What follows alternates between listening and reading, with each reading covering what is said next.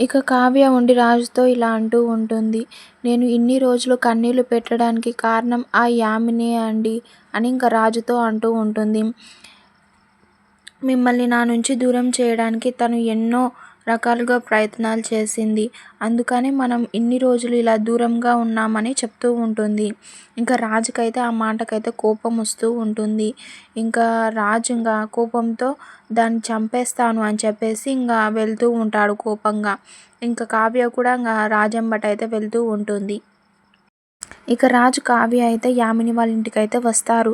ఇక యామిని దగ్గరకు వచ్చి ఇంకా రాజు ఇలా అంటూ ఉంటాడు.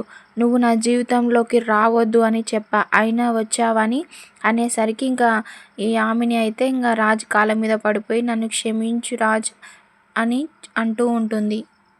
నువ్వు ఏడ్చి కన్నీళ్ళు పెట్టుకునేంత మాత్రాన నేను నిన్ను క్షమిస్తానని అనుకోవద్దు అని అంటూ ఉంటాడు రాజు. మేము శ్రీశైలం వెళ్తుంటే అనుకోకుండా కారు యాక్సిడెంట్ అయిందని నేను ఇప్పటి వరకు నమ్ముతున్నా. కానీ ఆ యాక్సిడెంట్ నువ్వే చేపించావని మాత్రం నాకు తెలిస్తే మాత్రం నిన్ను అస్సలకి వదిలిపెట్టను. మీ ఫ్యామిలీని అందరిని వదిలిపెట్టనని ఇక యామినికైతే వార్నింగ్ ఇస్తూ ఉంటాడు రాజు. ఇంకా నా జీవితంలోకి నువ్వు మళ్ళీ రావాలని ప్రయత్నిస్తే మాత్రం అస్సలు బాగోదు అని ఇంకా యామినికైతే వార్నింగ్ ఇచ్చేసి ఇంకా రాజు అయితే రిటర్న్ అవుతాడు. ఇంకా సీరియల్ అయితే ఇంతవరకు అయితే ముగుస్తుంది.